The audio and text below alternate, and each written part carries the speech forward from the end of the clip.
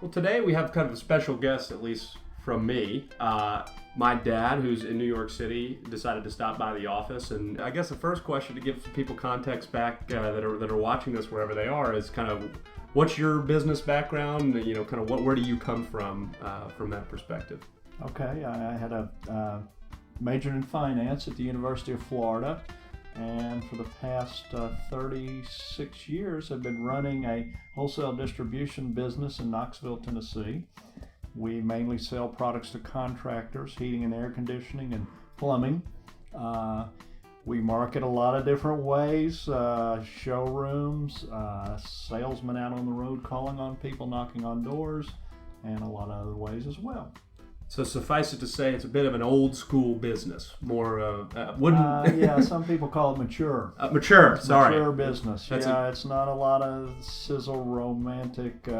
Your team out here, it'd be hard pressed for us to recruit this group in our industry. I think it'd be fair to say. So, you know, I started working here at Metric Collective 2.5 years ago. From what you see, what is a tech company? What is a tech startup? You know, in your own words.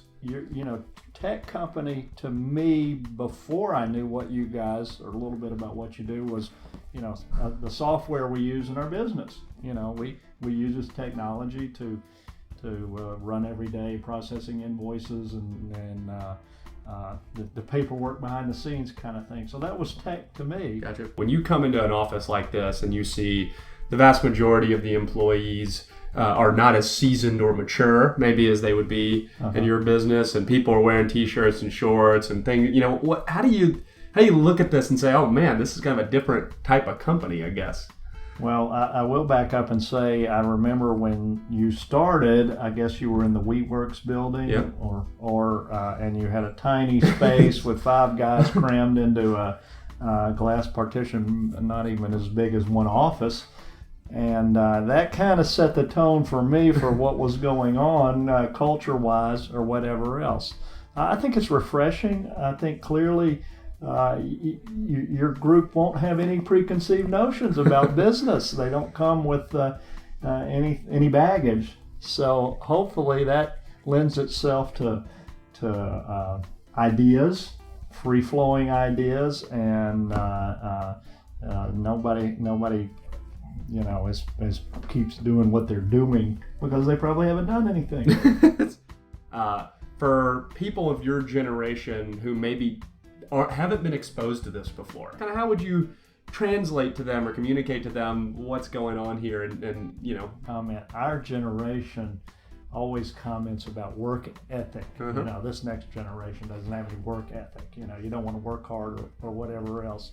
And I would say, not necessarily answering your question though, but giving the right vehicle to work hard. I think your group's going to do that. They're interested in what they're doing. You read the stories about if you don't have a passion for what you're doing, get out of it or do something else. And that, I think a lot of the world, that's not working completely. But you seem to have found a way to take the millennials' energy and use it the right way. So when you read those articles and you see, oh my God, millennials are the worst, and I'm sure you feel it some days as well.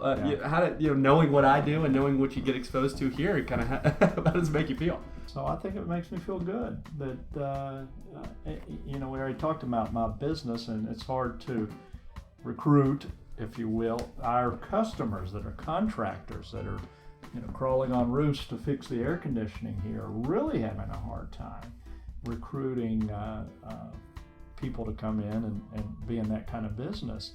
So that's frustrating for our industry, but it's refreshing for me to see that you're not a wasted generation that's unproductive.